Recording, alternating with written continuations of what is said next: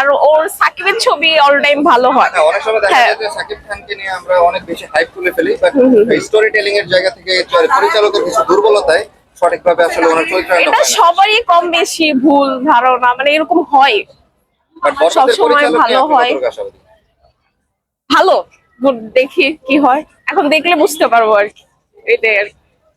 Thank you. আচ্ছা welcome। আপনার তুফান movie দেখা হচ্ছে? কিন্তু রাজকুমার, না না, রাজকুমার দেখলে। প্রিয়তমা। হ্যাঁ, প্রিয়তম দেখা হয়েছে। আচ্ছা, যারা সিনেমা থেকে বের হয়েছে তারা বললো যে বাংলাদেশে এই প্রথম কোন মুভি বলিউডের মানের মুভি হয়েছে বরবাদ। তো আপনি জানেন অবশ্যই যে কিছুদিন আগে এই মুভিটা মুক্তি নিয়ে অনেক প্রেশার গেছে প্রযোজকে।